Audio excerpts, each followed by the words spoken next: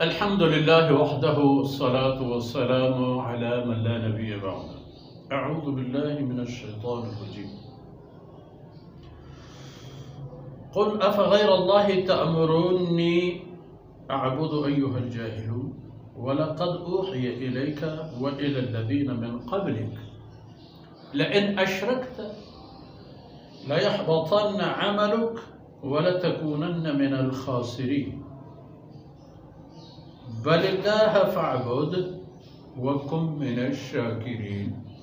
سبحانك لا علم لنا إلا ما علمتنا إنك أنت العليم الحكيم. رب اشرح لي صدري ويسر لي أمري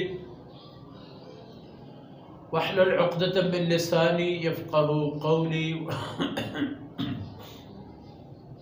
واجعل لي وزيرا من أهلي رب زدني علما وارزقني فهما ثم أما بعد. گرامی قدر بھائیوں بہنوں اور پیارے بچوں، اللہ کی ملکیت ہیں، اللہ کے لیے ہیں، اللہ کے اپنے ہیں، اللہ کے پاس ہیں. کائنات کے جتنے خزائن ہیں ان سب کی چابیاں، اور چابی جس کے پاس ہوتی ہے اس کا معنی یہ ہے کہ اس چیز کے اختیارات بھی اس کے ہاتھ میں ہوتے ہیں. اب اللہ رب العزت کے معاملے میں مسئلہ یہ ہے کہ تمام کائنات چابی سمیت اللہ رب العزت کے اختیار میں تو ہے ہی، مگر اللہ کے مال بھی ہیں، اور اللہ کے ایسے مال ہیں کہ ان کو اللہ رب العزت نے اپنے ثوابدید کے مطابق بنایا ہے.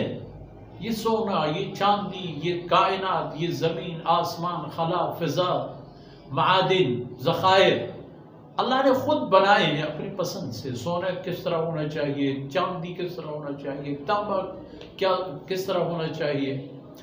تو فرمائے یہ تمام باتیں تو آپ دیکھ چکے، تو اب یہ دیکھو کہ مجھے کیا بتا رہے ہو آپ لوگ.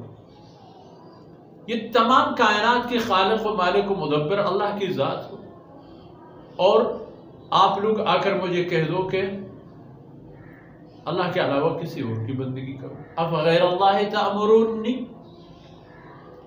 پاگل تو نہیں ہو؟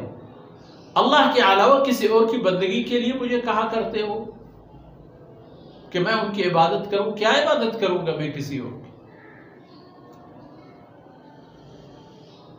تو تم جاہل لوگ مجھے یہی کہہ دیتے ہو.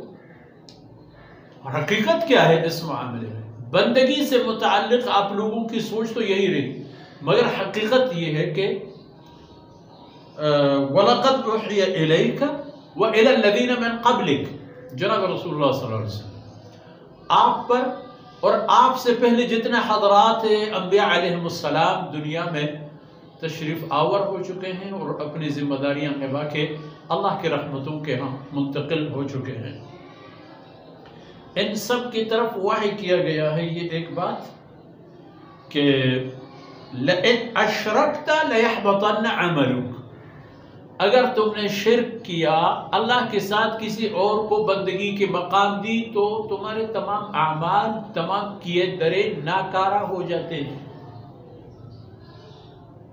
جس طرح کبھی کبھار آپ کے فصل ناکارہ ہوتا ہے کسی عاصف کی وجہ سے، کسی جراثیم کی وجہ سے، کسی موسمی حالات کی وجہ سے. اب ایک مشرک انسان چاہے جتنی بھی نیکیاں کرتا رہے، اگر وہ شرک کا مرتکب ہو چکا ہے تو اس کی تمام نیکیاں ختم. دو سلوک ہوتا ہے اس کے ساتھ. دنیا سے متعلق اس کے ساتھ سلوک یہ ہوتا ہے کہ لَيَحْبَطَنَّ عَمَلُكَ،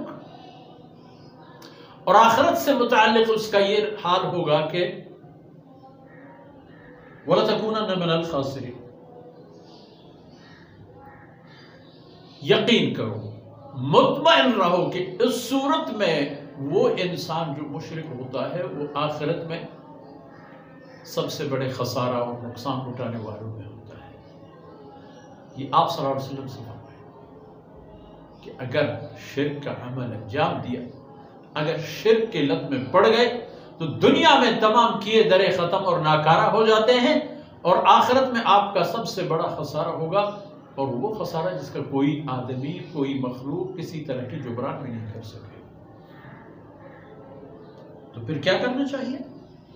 حقیقت یہ ہے کہ فَلِلَّهَ فَاعْبُدْ فَلِلَّهَ فَاعْبُدْ، صرف اللہ کی بندگی کرو، عبادت کو خاص رکھو اللہ کے لیے، اور جو مقام عبدیت ہے اس میں اللہ کے ساتھ کسی اور کو نہیں ملاؤ، اور کوئی مل بھی نہیں سکتا۔ فَلِلَّهَ فَاعْبُدْ بَلِلَّهَ فَاعْبُدْ، ہاں حقیقت تو یہ ہے کہ اللہ کی بندگی کرو، وَكُن مِّنَ الشَّاكِرِينَ، اور اللہ کے شکر گزار بنو، اس بات پر رب کریم کا شکر ادا کرو کہ اس نے تمہیں اپنی بندگی کے لیے منتخب فرمایا، سعادت بخشی، شعور عطا فرما دی، اور اپنی بندگی کے لیے قبول فرمایا۔ اس پر اللہ کے شکر گزار کرو، اور شکر کیا ہے اس عمل کا؟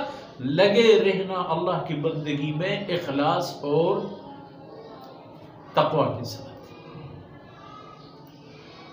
جب اللہ کی بندگی میں لگے رہو گے، اللہ کے احکامات مکمل کرو گے، تم نے شکر کیا، اور شکر کا الگ اجر ملے گا، اور شکر سبب بنتا ہے نعمتوں کے اضافے کا۔